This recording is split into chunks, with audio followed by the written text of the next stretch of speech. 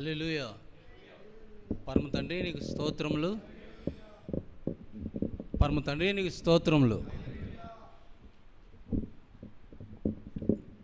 Satish brother గారు వచ్చినట్లయితే వాక్యం కొరకు ప్రార్థన చేయాలని కోరుకుంటున్నాను. వారు వచ్చి ప్రార్థన చేసిన తర్వాత వాక్యంలోకి వెళ్దామండి. బ్రదర్ని ప్రార్థన చేయాలని కోరుకుంటున్నాను.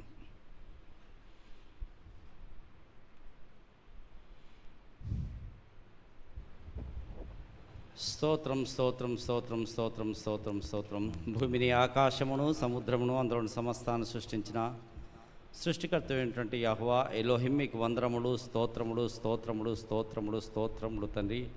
యెహోవా సర్వశక్తులుగా గల జనులు ధన్యులని అట్టి ధన్యతను అల్పులం అయోగ్యమైనటువంటి మాకు అనుగ్రహించిన విధానం బట్టి మీకు లెక్కలేని స్తోత్రాలు చెల్లించుకుంటున్నాం తండ్రి. మీ యొక్క నియామక కాలమైనటువంటి పస్కా పండుగలోని నాయన, మరి తండ్రి పులియన రొట్టెల పండుగలోని 4వ దినంలోకి నాయన మమ్మల్ని ప్రవేశింపజేసిన మా గొప్ప తండ్రి నాయన, మీకు వందనములు స్తోత్రములయ్యా.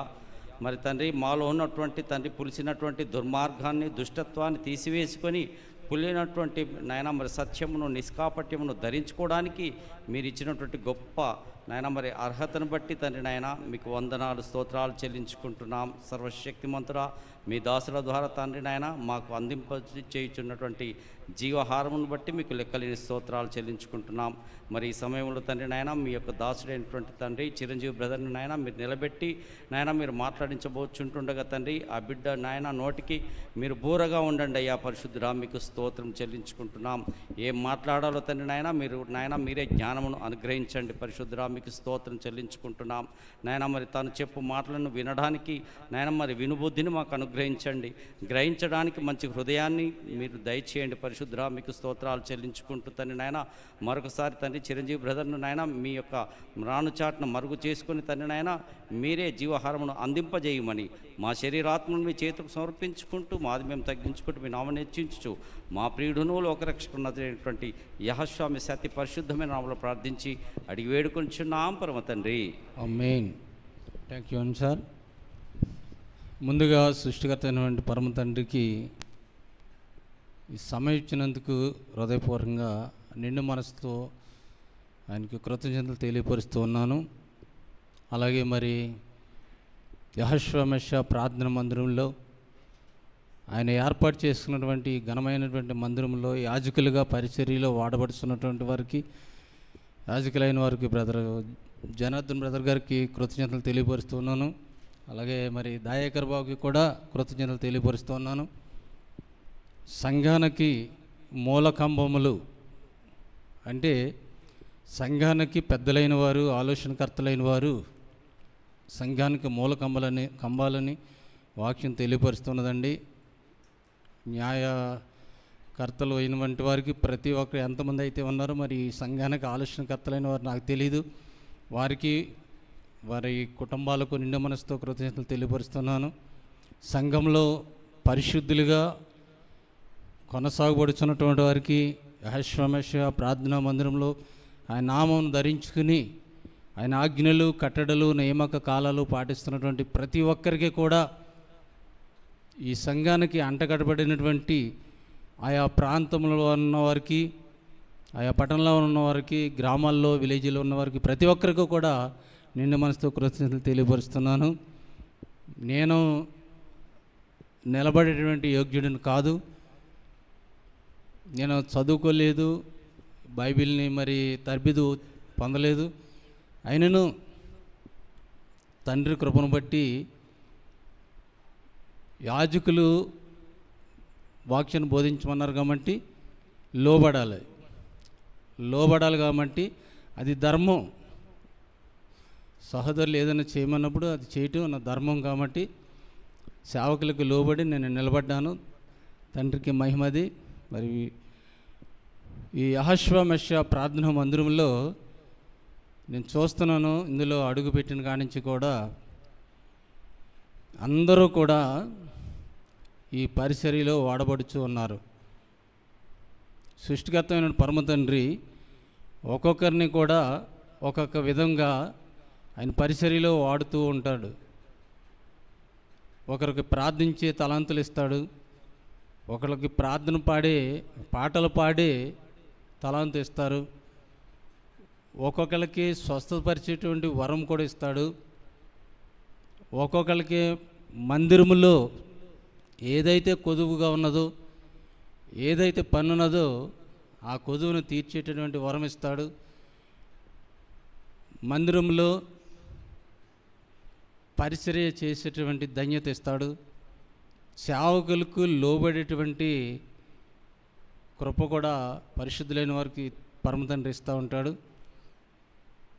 ఆయన పని జరిగించుకోవటానికి ఏర్పాటు చేసినటువంటి సంఘాల్లో ప్రతి ఒక్కరికి కూడా విశ్వాసులుగా పరిశుద్ధులైన వారికి ఒక్కొక్క తలాంత ఇస్తాడు. ఎవరికి ఇస్తారంటే ఆయనకు లోబడుచు, ఆయన ఆజ్ఞలను పాటిస్తూ, ఆయన కట్టడలను అనుసరిస్తూ, నిండు మనసుతో ఆయన స్తుతిస్తున్న వారికి ఆ ధన్యతలు పరమ తండ్రి ఇస్తూ ఉంటాడండి. ఈ మందిరంలో ఉన్నవారందరూ కూడా అటువంటి పరిచర్యలో వాడబడుచున్నారు. బోధించేవారు ఉన్నారు. మరి బోధించేటువంటి వాక్యాన్ని యూట్యూబ్ ద్వారా, మరి ఈ యంత్రాల ద్వారా ప్రజలకు తెలియపరిచేవారు ఉన్నారు.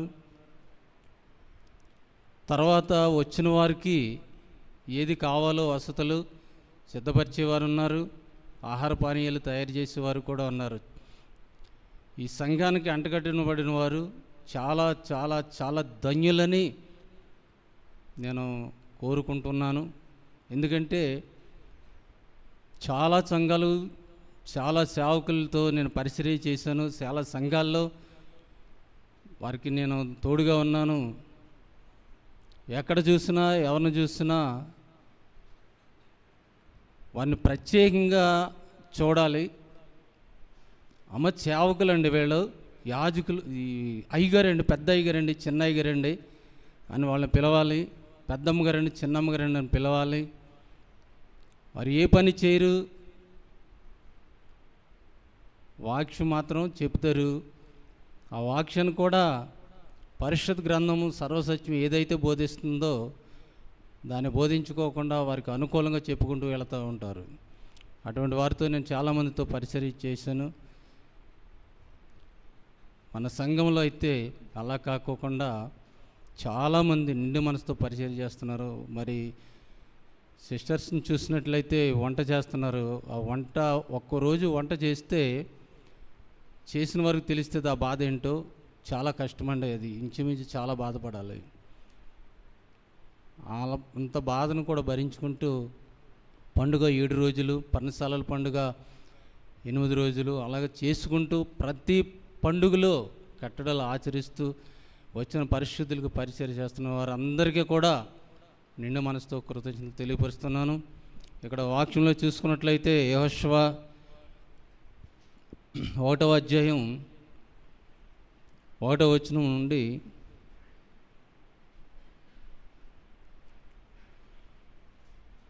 2 వచనాల వరకు చదవాలని కోరుకుంటున్నాం. యెహోషువ 1వ అధ్యాయం 1 నుండి 2 వరకు చదవాలని కోరుకుంటున్నాను. యెహోవా సేవకుడైన మోషే మృతి నొందిన తరువాత యెహోవా నూను కుమారుడును మోషే పరిచారకుడునైన యెహోషువకు ఇలా సెలవిచ్చెను. నా సేవకుడైన మోషే మృతి నొందెను కాబట్టి నీవు లేచి నీవును నీ జనులందరూ యొర్దాను నది దాటి నేను ఇజ్రాయేలుకి ఇచ్చుతున్న దేశమునకు వెళ్ళుడి.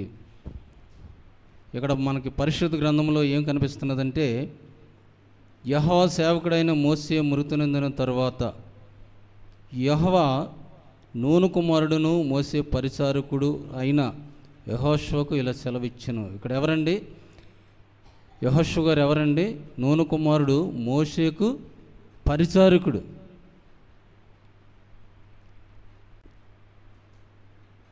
ఐగుప్తు బానిసత్వము నుండి, ఆ పరో ఒక బానిసత్వము నుండి ఇజ్రాయెల్ ప్రజలను రక్షించుకోవడం కొరకు సృష్టికర్త అయిన పరమ తండ్రి మోషే అహరోను గారిని ఎన్నుకున్నప్పుడు మోషేకు మరి ఇజ్రాయెల్ ప్రజలు నడిపించిన తర్వాత మృతి నొందిన తర్వాత ఇజ్రాయెల్ ప్రజలకు ఒక నాయకుడిగా యెహోషువ గారిని ఎన్నుకున్నాడు. అప్పుడు మోషేకి పరిచారకుడు. మోషే ఎందుకు యెహోషువకి మోషే గారికి యెహోషువను తోడుగా ఇచ్చాడు కాబట్టి యెహోషువ గారు ఏం చేశాడండి, మోషేకి పరిచర్య చేశాడు, పరిచర్యలో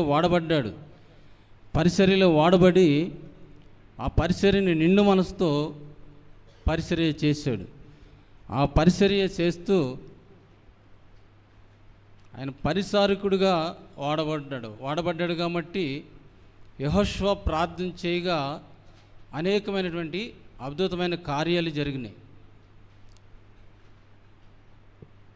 యెహోషువ ప్రార్థించగా మనం చూసుకున్నాం కదండి.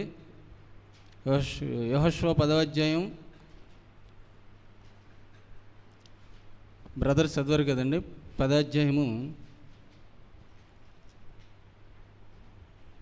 12వ వచనం. యెహోవా ఇశ్రాయేలుల ఎదుట అమోరీయులను అప్పగించిన దినమున ఇశ్రాయేలు వినుచుండగా యెహోషువ యెహోవాకు ప్రార్థన చేసెను. సూర్యుడా నీవు గిబియోనులో నిలువుము, చంద్రుడా నీవు అయ్యాలోను లోయలో నిలువుము.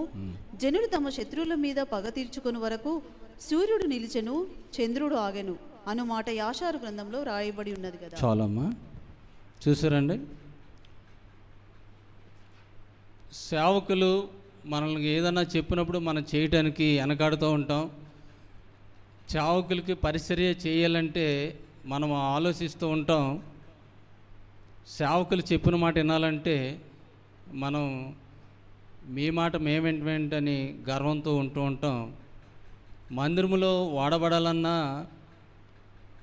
మందిరంలో పని చేయాలన్నా మనం చేయటానికి ఇష్టపడం. అయితే యెహోషువ అలా చేయలేదండి. యెహోషువ అలా చేయకుండా సృష్టికర్త అయిన పరమ తండ్రి మాటకు లోబడ్డాడు. మోషే గారికి పరిచారకుడిగా పరిచర్య చేశాడు.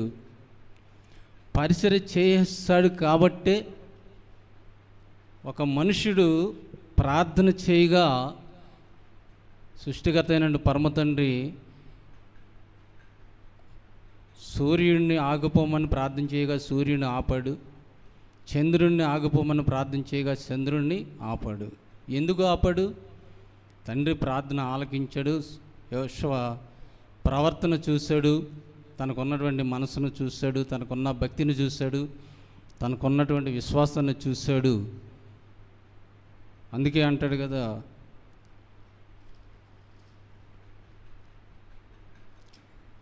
యెహోషువతో మాట్లాడతాడు సృష్టికర్త అయిన పరమ తండ్రి. 5వ వచనం చదవమ్మా. 1వ అధ్యాయం 5వ వచనం చదవండి ఒకసారి. నీవు బ్రతుకు దినములన్నిటను ఏ మనుషుడును నీ ఎదుట నిలవలేకయుండును, నేను మోషేకు తోడయుండునట్లు నీకును తోడయుందును. చాలమ్మా, చూసారా? పరమ తండ్రి మోషేని ఎన్నిక చేసుకున్న తర్వాత ఇజ్రాయేల్ ప్రజలు ఐగుప్తు బానిసత్వం నుండి నడిపిస్తున్నప్పుడు మోషేకి ఏ రీతిగా యెహోవా తోడుగా ఉన్నాడో అటు రీతిగా కూడా యెహోషువ గారితో ఆయన మాట్లాడుతున్నాడు.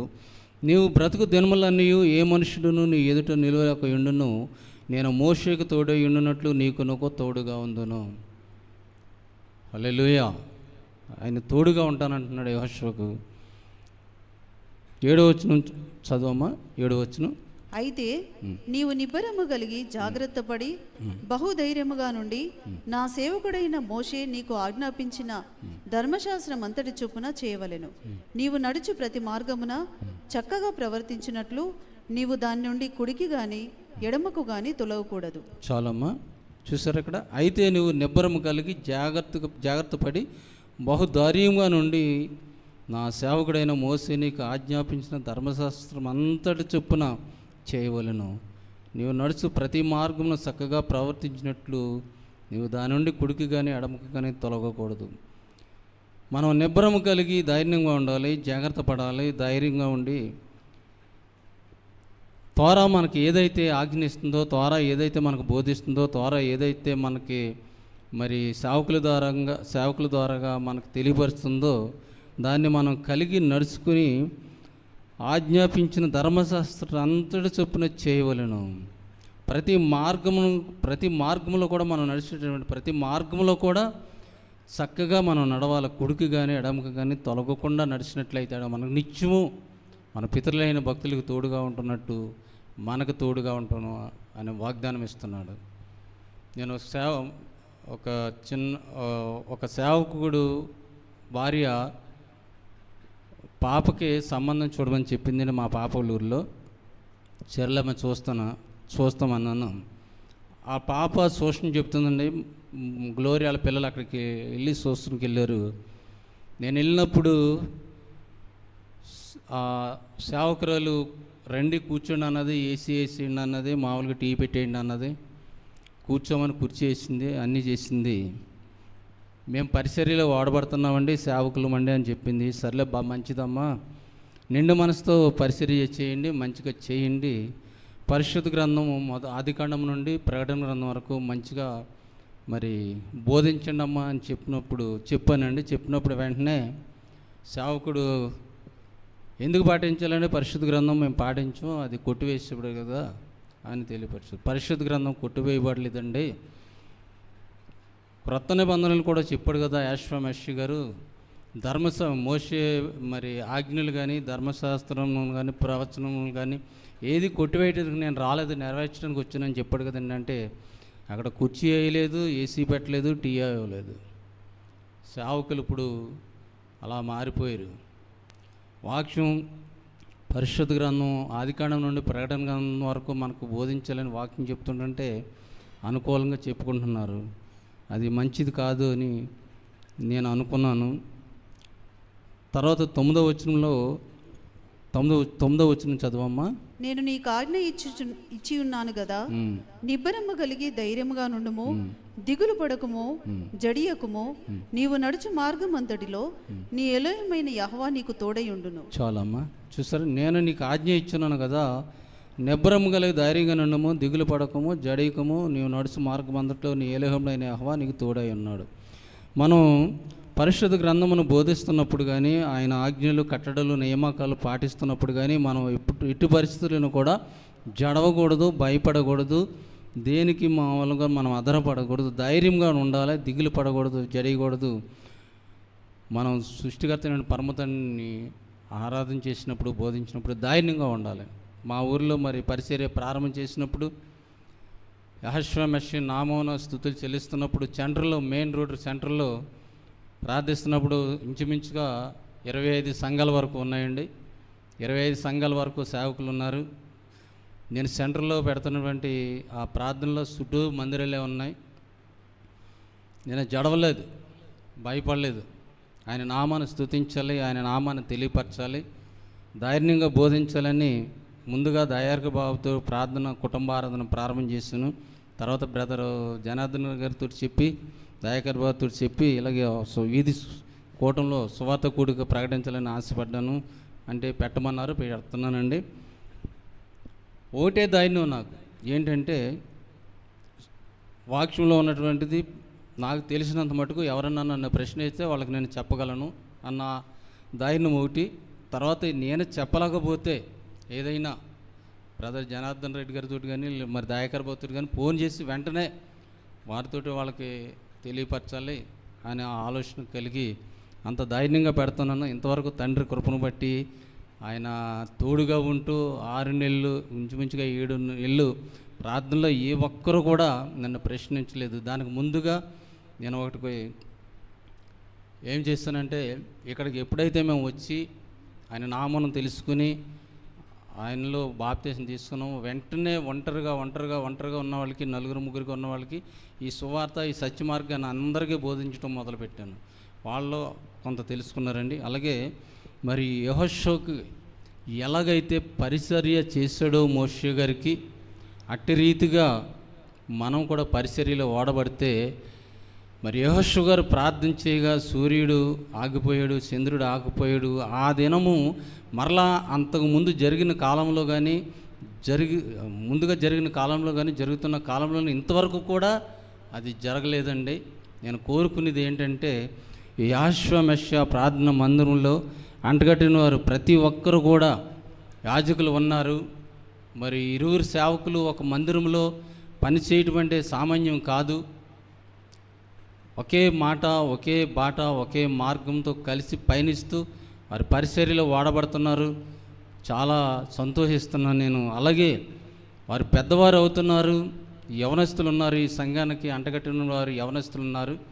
ఈ యవనస్తులు మరి పురుషులు స్త్రీలు కూడా వారు నడుస్తున్నటువంటి మార్గంలో ఒకే మాట, ఒకే బాట, ఒకే ఆలోచనలో నడుస్తూ యెహోషువ గారికి కలిగిన మనసు, యెహోషువ గారికి కలిగిన భక్తి, యెహోషువ గారికి కలిగిన ఆత్మ, యెహోషువ కలిగినటువంటి పరిచర్య ఈ మందిరానికి చేయాలంటూ కోరుకుంటున్నాను.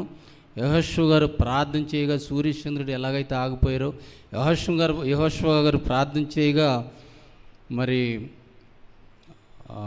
అద్భుతమైన కార్యాలు ప్రార్థన చేయగా నీళ్లు రాశిగా ఆగిపోయి యెహోషువ గారు ప్రార్థన హాయి పట్టణం మీదకు మామూలుగా యెహోషువ గారు ఈటి ఎత్తి అలా చూపించినప్పుడు ఆ పట్టణం ప్రజలందరినీ కూడా హతమార్చి వరకు కూడా ఆయన అలాగున్నాడు. అంత గొప్ప కార్యాలు యెహోషువ గారు జరిగించారు. కాబట్టి అంత గొప్ప కార్యాలు మనం జరిగించలేకపోయినా కానీ ఆయన అడుగుజాడలో నడుచుకుంటూ ఆయన కలిగిన ఆత్మను పొందుకోవాలని కోరుకుంటూ ఉన్నాను మొదటగా.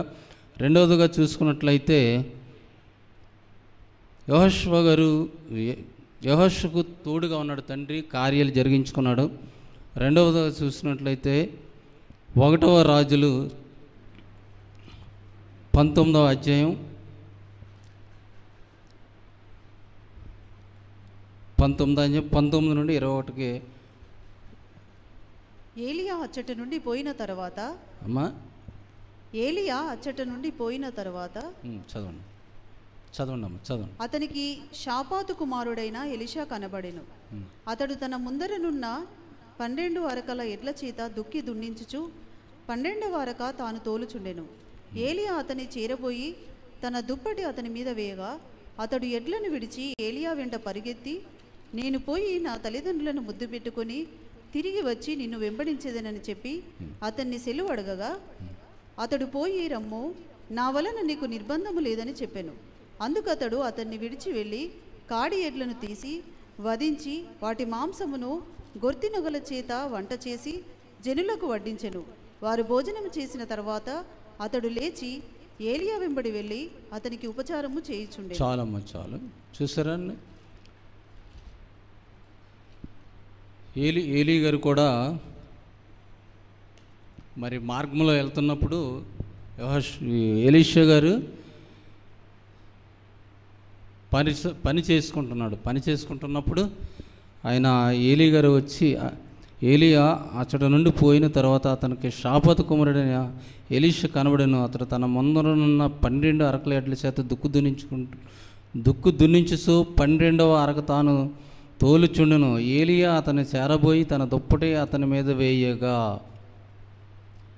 ఏలీ గారు ఏం చేస్తారండి, పని చేసుకున్నటువంటి షాపాతు కుమారుడైన ఎలీషా మీద దుప్పట వేయగా అతడు ఏం చేశాడంటే ఎడ్లను విడిచి ఏలియా వెంట పరిగెత్తుకుపోయాడండి. పని చేసుకునేవాడు ఎడ్లను విడిచి ఏలియా వెంట పరిగెత్తుకుపోయాడు. ఒక సేవకులు మన పనిలో ఉన్నప్పుడు మీరు నాతో రామన్నప్పుడు ఆ పని విడిచి మనం ఆయనతో కూడా పరిగెట్టుకుపోవాలి. ఎప్పుడైతే మనం లోబడి ఉంటామో అప్పుడు ఆయన ఆ తండ్రి మనల్ని ఆశీర్వదిస్తాడు. అప్పుడు అంటున్నాడు, ఎలీషా అంటున్నాడు, నేను పోయి నా తల్లిదండ్రులను ముద్దు పెట్టుకొని తిరిగి వచ్చి నేను వెంబడించేదని చెప్పి అతను సెలవుడుగా అతడు పోయి రమ్మని, నా వలన నీకు నిర్బంధం లేదని చెప్పాను. వెంటనే ఎలీషా గారు వెళ్ళారు, తల్లిదండ్రులు కనపడ్డాడు, మళ్ళీ తిరిగి వచ్చాడు. వచ్చినప్పుడు మరి తన దుక్కు దున్నుతున్నటువంటి ఆ ఎడ్లను వధించి వంట చేసి పనివారికి భోజనం పెట్టి వెంటనే మళ్ళీ అతడు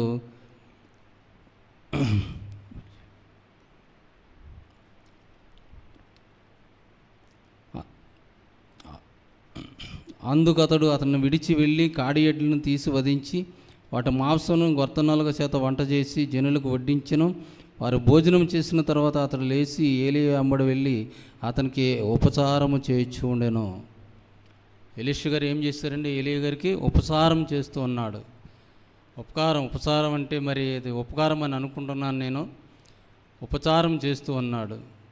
ఉపచారం అంటే మనం చాలామంది మనల్ని ఏదైనా ఆశించినప్పుడు మనం ఉపచారం మనం కలిగినంతలో ఉపచారం చేయాలి. కానీ ఎవరికి కూడా అపకారం మనం చేయకూడదు. అపకారం చేస్తే మనమే మోసపోతాం, కానీ మనం చేసిన వారు ఉన్నటికీ కూడా మోసపోరు. ఆయన ఉపచారం చేస్తూ ఏలీ గారిని వెంబడించాడు. ఎలీషా గారు ఏలీ గారిని వెంబడించి ఏలీ గారితో కూడా ఉంటూ ఏలీ గారిని వెంబడించి ఏలీ గారు ఏదైతే చెప్తున్నాడో అదే ఆయన చేస్తూ ఉన్నాడు. అప్పుడు ఏలీ గారు తండ్రి వద్దకు ఆరోహణమయ్యి సమయం వచ్చినప్పుడు ఎలీషా గారిని అడుగుతారు కదా. ఎలీషా గారిని అడిగి నేను నీకు ఏమి చేయాలని నువ్వు కోరుకుంటున్నావు అన్నప్పుడు ఏలీ గారితో ఏమంటాడంటే, నీలో నువ్వు పొందుకున్నటువంటి ఆత్మలో నాకు 2 పాళ్ళు నాకు ఇమ్మని కోరుకుంటాడండి ఎలీషా గారు. అయితే అది నా చిత్తం అవ్వదు, మరి తండ్రి చిత్తం అయితే జరుగుతుందేమని ఏలీ గారు తెలియపరుస్తారు. ఏలీ గారు మనల యాకోబు రాసిన పత్రికలో ఏలీ గారు గురించి రాసి ఉంది. మనలాంటి స్వభావం కలిగిన మనుష్యుడు ఎవరు? ఏలీ గారు. ఏలీ గారు ప్రార్థన చేయగా 3.5 సంవత్సరాల వర్షం కురలేదు. ఏలీ గారు ప్రార్థించగా మరలా 3.5 సంవత్సరాలు వర్షం కురిసింది. మనం ప్రార్థన చేస్తుంటే మన కార్యాలు జరుగుతున్నాయా? మన ప్రార్థన తండ్రి ఆలకిస్తున్నాడా అన్నది మనం ఆలోచన చేసినట్లయితే అది మనకు తెలుస్తుంది. ప్రతి పరిశుద్ధులైన వారి జనాంగానికి తెలుస్తుంది. ఆ మేలులు పొందుకుంటున్నారు, అనుభవిస్తున్నారు. ప్రార్థన చేయగా కార్యాలు చేస్తున్నాడు. ఎప్పుడు చేస్తున్నాడు? మన విశ్వాసంతో, ఆయన యందు భక్తితో. ఆయన ఉన్నాడు, ఆయన మనల్ని రక్షకుడు, మనల్ని పోషిస్తున్నాడు, మనల్ని సంరక్షిస్తున్నాడు, మనల్ని నడిపిస్తున్నాడు అన్నటువంటి ఆ విశ్వాసంతో మనం జీవిస్తున్నప్పుడు మన ప్రార్థన ఆలకిస్తున్నాడు. ఆయన మనకు తప్పనిసరిగా తోడుగా ఉంటూ ఉన్నాడు. అలాగే మరి ఎలీషా గారు కూడా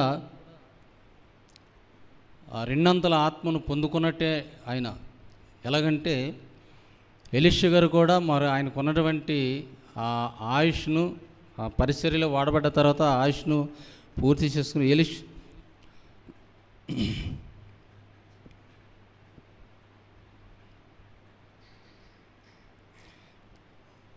ఎలీషా ప్రార్థన చేయగా మరి నయమానికి కుష్ఠరోగం యోర్దాను నదిలో దిగమన్నప్పుడు నయమానికి కుష్ఠరోగం వచ్చినప్పుడు ఆయన దగ్గర పనిచేస్తున్న పాప, అయ్యా ఒక యాజకుడు ఉన్నాడు, ఆయన దగ్గరికి వెళ్ళండి, ప్రార్థన చేస్తాడు, ప్రార్థన చేసినప్పుడు మీ కుష్ఠరోగం పోతుంది అన్నప్పుడు ఆయన వినలేదు కదా, నేను రాజును అని ఆయన దగ్గరికి వెళ్ళినప్పుడు ఆయన ఏం చెప్పాడు? ఎలీషా గారు యోర్దాను నదిలో మీరు దిగండి, దిగినప్పుడు 7 మార్లు మీరు ములిగితే మీ కుష్ఠరోగం పోతున్నప్పుడు ఆ నీటి వల్ల ఒకసారి మెసేజ్లో బ్రదర్ చెప్పారు, నీటి వల్ల అక్కడ ఆయనకు స్వస్థత కలగలేదు, కానీ యాజకుడైనటువంటి సేవకుడైనటువంటి ఎలీషా గారు ప్రార్థన చేయగా కార్యం జరిగింది అక్కడ.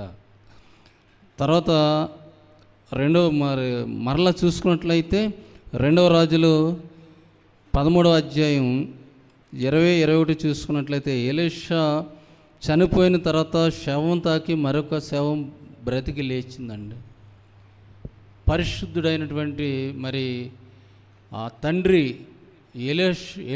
ఎలీషాని దీవించి ఆశీర్వదించాడు కాబట్టి ఎలీషా ప్రార్థన చేసినప్పుడు అనేకమైనటువంటి అద్భుత కార్యాలు జరిగినాయి. తర్వాత ఆయన చనిపోయిన తర్వాత కూడా ఆయన పాతి పెట్టిన తర్వాత ఒక యుద్ధ పోరాటంలో ఒక సైనికుడు చనిపోతే ఆ శవాన్ని శత్రువులు తరుముకు వస్తున్నప్పుడు ఆ స్థలంలో ఎలీషా పాతిపెట్టిన స్థలంలో తీసి అది త్రవ్వి ఆ శవాన్ని మామూలుగా అందులో పడినప్పుడు ఒక ఎలీషా సైన్యం తగిలి ఆ శవము బ్రతికి నిలబడ్డాడంటే ఎంత గొప్ప కార్యం అండి అది. అంటే అంత అభిషేకాన్ని తండ్రి ద్వారా ఎలీషా గారు పొందుకున్నారు. అంత భక్తిలోకి వెళ్ళిపోయాడు అనమాట. మనం కూడా అంత భక్తిలోకి వెళ్ళిపోవాలని అహశ్వమెష ప్రార్థన మందిరానికి అంటగట్టినటువంటి పరిశుద్ధులైన వారు, యవనస్తులు, పెద్దలు, చిన్నలు అందరూ కూడా అటువంటి స్వరూపాన్ని పొందుకోవాలని నేను కోరుకుంటూ ఈ వాక్యాన్ని నేను మరి చెప్పాలని ఆశపడుతున్నానండి. అంత భక్తిలోకి వెళ్ళిపోవాలి. యెహోషువ గారికి కలిగినంత భక్తిలోకి మనం వెళ్ళాలి. ఎలీషా గారికి కలిగినంత భక్తిలోకి మనం వెళ్ళాలని నేను కోరుకుంటూ ఉన్నాను. అలాగే మరి ఇప్పుడు మనం పస్కా ఆచరిస్తున్నాం. ఈ పస్కా పండుగను జరుపుకుంటున్నాం. ఇది 4వ దినము. ఇక్కడ మూడవదిగా చూసుకున్నట్లయితే యోహాను సువార్త 13:36-38 వచనాలు చదవమ్మా ఒకసారి. యోహాను సువార్త 13:36-38 వచనాల వరకు, 36-38 వరకు. సీమోను పేతురు, ఎలోహిం నీవెక్కడికి వెళ్ళుచున్నావని ఆయన అడగగా, యాషువా నేను వెళ్ళుచున్న చోటికి నీవిప్పుడు నా వెంట రాలేవు గాని తర్వాత వచ్చేదవని అతనితో చెప్పాను. అందుకు పేతురు, ఎలోహిం నేనెందుకు ఇప్పుడు నీ వెంట రాలేను? నీ కొరకు నా ప్రాణము పెట్టుదునని ఆయనతో చెప్పగా, యాషువా నా కొరకు నీ ప్రాణము పెట్టుదువా? ఆయనను ఎరుగనని నీవు ముమ్మారు చెప్పకముందు కోడి కూయదని నీతో నిశ్చయముగా చెప్పుచున్నాను నేను. చాలమ్మా, చూసారండి. పేతురు గారిని చూసుకున్నట్లయితే మానవుడు చేసినటువంటి ఈ లోకంలో మానవుడు చేసినటువంటి పాపం కొరకు సృష్టికర్త అయిన పరమ తండ్రి ఆ యెహోవా ఎలోహిం సశరీరుడుగా కుమారుడుగా మానవుడుగా వచ్చి ఈ లోకంలో మన పాపాలను ఆయన భుజం మీద వేసుకుని మోస్తూ మన శాపములను విడిపించాలని, మన పాపాలను విడిపించాలని, మన అతిక్రమములు అక్రమములు విడిపించాలని ఆయన ఈ లోకానికి కుమారుడుగా వచ్చినప్పుడు ఆయన శిష్యులుగా ఉన్నటువంటి పేతురు గారు ఆయనతో తిన్నాడు, ఆయనతో ఉన్నాడు, ఆయనతో పయనిస్తూ ఆయనతో నడుస్తూ ఉన్నాడు. ఆయన మెస్సయ్య వారికి శ్రమ వచ్చినప్పుడు, యాషువా వారికి శ్రమ వచ్చినప్పుడు నేను ఎరుగనని చెప్పాడు. చెప్పిన తర్వాత యాషువా మెస్సిని పట్టుకోవాల్సిన సమయం వచ్చింది. పట్టుకున్న తర్వాత రాను మీద వేలాడి న్యాయమూర్తుల దగ్గరికి తీసుకెళ్తున్నప్పుడు నేను ఎరుగనని చెప్పిన తర్వాత అప్పుడు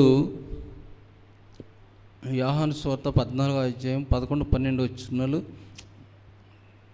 తండ్రి యందు నేనును నా యందు తండ్రియు ఉన్నామని నమ్ముడి, లేదా ఈ క్రియల నిమిత్తమైనను నన్ను నమ్ముడి. నేను తండ్రి యొద్దకు వెళ్ళుచున్నాను గనుక నేను చేయు క్రియలు నా యందు విశ్వాసముంచువాడును చేయును. వాటికంటే మరి గొప్పవియు అతడు చేయునని మీతో నిశ్చయముగా చెప్పుచున్నాను. చాలా అమ్మా, చూసారండి. ఆయనతో ఉన్నాడు, ఆయనతో తిన్నాడు, ఆయనతో తిరిగాడు, ఆయన ఎరుగనన్నాడు. తర్వాత సృష్టికర్త అయిన పరమ తండ్రి యాషువా మెస్సీ గారు ఏమన్నారంటే, నా యందు నమ్మిక ఉంచువాడు గొప్ప కార్యాలు చేస్తారు అన్నాడు.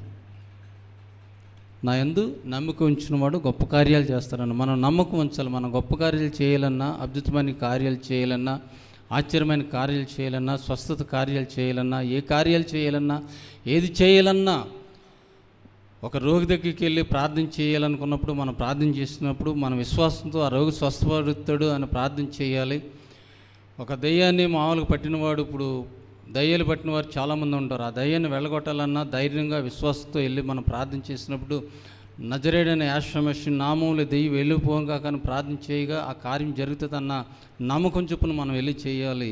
అందుకని అంటున్నాడు, నా యందు విశ్వాసం ఉంచాడు, నా యందు నమ్మకం ఉంచేవాడు నాకంటే గొప్ప కార్యాలు చేస్తారన్నాడు. అప్పుడు మరి పేతురు ఏడుస్తాడండి. ఎందుకు ఎప్పుడు ఏడుస్తాడంటే లూకాసు వార్త 22:61-62 వచనం చదవమ్మ ఒకసారి. లూకాసు వార్త 22:61-62 వరకు. అప్పుడు ఎలోహిం తిరిగి పేతురు వైపు చూచెను గనుక పేతురు, నేను కోడి కూయక మునుపు నీవు ముమ్మారు నన్ను ఎరుగనందువని ఎలోహిం తనతో చెప్పిన మాట జ్ఞాపకము చేసుకొని వెలుపలకు పోయి సంతాపపడి ఏడ్చెను. చాలండి, చూసారా? ఆయనతో తిరుగుతూ, ఆయనతో ఉంటూ, ఆయనతో స్నేహం చేస్తూ, ఆయన చేసిన అద్భుత కార్యాలను గమనిస్తూ చూస్తూ, ఆయన చేసిన మేలులను చూస్తూ, ఆయన స్వస్థపరిచినటువంటి మరి రోగులను చూస్తూ, ఆయన దయ్యాలను వెళ్ళగొట్టినటువంటి మనుషులను చూస్తూ, అద్భుతమైన కార్యాలు చూస్తూ ఆయన ఎరుగునని చెప్పినటువంటి పేతురు ఆయన ఎరుగునని ఎప్పుడైతే మరి చెప్పిన తర్వాత, అయ్యో నీతో ఉన్నాను, నీతో తిన్నాను, నీతో త్రాగాను, నిన్ను ఎరుగున అని నేను సంతాపంతో బాధతో ఏడ్చాడు. మనం ఏం చేస్తున్నాం? మనం ఎలా ఉన్నాం? ఈ పేతురులాగా ఏడుస్తున్నామా? పేతురులాగా మన హృదయాన్ని మార్చుకున్నామా? ఆ ఏడ్చిన వెంటనే పేతురు హృదయం మారిపోయిందండి. పేతురు ఆలోచన, పేతురు తలంపులు, పేతురు ఉద్దేశము, పేతురుకు కలిగిన మనస్సు అన్నీ మారిపోయి ఆ యాష్వా మెస్సియా స్వరూపంలోకి, ఆ ఎలోహం యొక్క స్వరూపంలోకి ఆయన హృదయం అంకితమైపోయింది కాబట్టి పేతురు మరి అపోస్తల కార్యాలు 5వ అధ్యాయం 15లో ఉండి చదివితే మనకు తెలుస్తుంది. అది పేతురు ప్రార్థన చేయగా రోగులు బాగుపడ్డారు, విశ్వాసులు ప్రార్థన చేయగా రోగులు బాగుపడ్డారు. సృష్టికర్త అయిన యాష్వా మెస్సియా ప్రార్థన చేయగా స్వస్థత కార్యాలు జరిగినాయి. పేతురు గారు ప్రార్థన చేయకుండా పేతురు గారు నడిచి వెళుతుంటే నీడపడ్డటువంటి వారు, రోగులు, దెయ్యాలు పట్టిన వారు అనేక మంది, ఆయన వెళ్తుంటే పక్కన పడుకోబెట్టిన వారు అందరూ కూడా స్వస్థత పొందుకున్నారు. హల్లెలూయా, హల్లెలూయా. అలాంటి స్వరూపంలోకి వెళ్ళాలని నేను ఆశపడుచున్నాను. ఎందుకంటే ఈ మందిరంలో అటువంటి పరిశుద్ధులైన వారు ఉన్నారు, అటువంటి విశ్వాసులు ఉన్నారు, అటువంటి భక్తి నియమాలు కలిగి ఉన్నారు. కాబట్టి యెహోషువ కలిగిన ఆత్మను మనం పొందుకోవాలని కోరుకోవాలి. ఎలీషాకు కలిగిన ఆత్మను మనం పొందుకోవాలని కోరుకోవాలి. పేతురు పశ్చాత్తాపంగా మనము ఎవరినన్నా ఏదన్నా దూషించినా, ఏదన్నా క్షేపించినా, ఎవరినన్నా హింసించినా, అయ్యో నిన్ను హింసించిన ఆయనని మన హృదయం మనం మార్చుకుని, మన ఆలోచన మనం మార్చుకుని, ఎవరిని కూడా ఏమనుకోకుండా ఆయన మనం ఏదైనా తప్పు చేస్తే తప్పులు ఆయన తండ్రి దగ్గర ఒప్పుకొని ఆయన స్వరూపంలో మారిపోయినప్పుడు మనము ప్రార్థన చేసిన తండ్రి మన పక్షాన నుండి అద్భుతమైన కార్యాలు చేస్తాడు. మరి ఈ మందిరంలో నేను చూస్తున్నాను, చక్కగా అందరూ పనిచేస్తున్నారు, అందరూ పరిచర్య చేస్తున్నారు. పరిచర్య అంటే మామూలుగా ఎందుకు ఈ పరిచర్య గురించి నేను చెప్తున్నానంటే, చావుకులు మరి దయాకర్ బాబు బ్రదరు బోధిస్తూ నేను యూట్యూబ్లో వింటున్నాను. ఈ పండగ గురించి ఒక నెల 2 నెలలు ముందుగా వింటున్నాను. పరిచర్య చేయాలి, పరిచర్యలో వాడబడాలని ఎక్కువగా చెప్తూ ఉన్నారు. అందుకని నేను వింటున్నాను. తర్వాత నేను ఈ పరిచర్యను చూశాను, మండపేటలో చూశాను.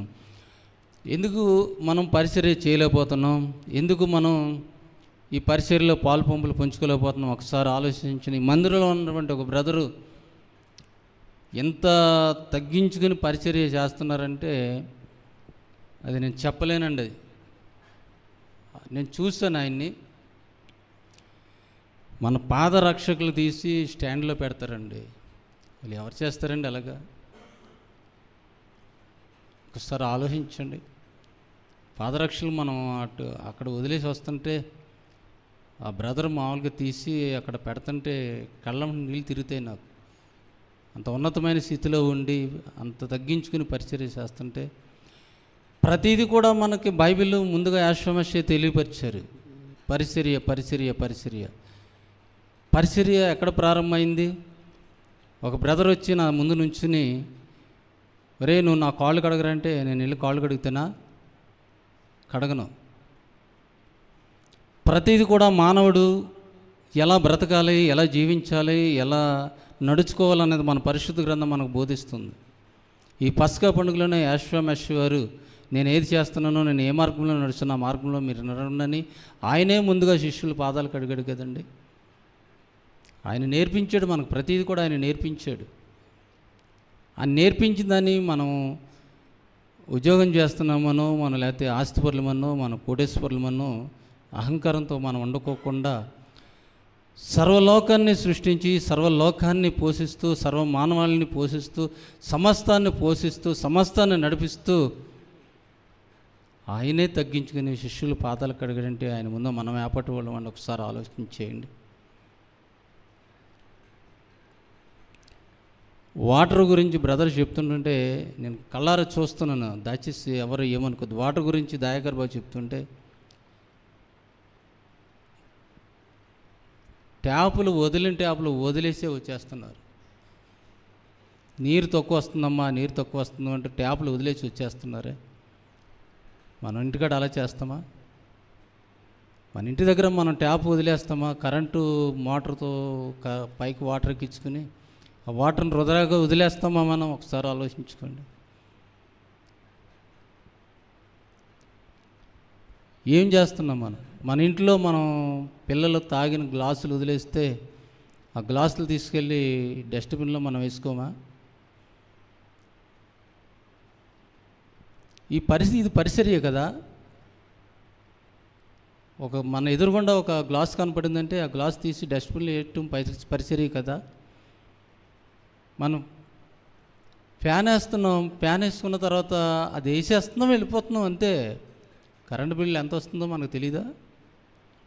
ఎంత కట్టాలో బ్రదర్ చెప్తారు కదా. మందిరంలో సొమ్ము ప్రతిదీ కూడా నిప్పుతో సమానం. ఫ్యాన్ వేసుకుని వెళ్ళిపోతుంటే మళ్ళీ వెంటనే వచ్చి నేను ఆ ఫ్యాన్ మళ్ళీ పరిగెట్టుకు వచ్చి కడుతున్నా.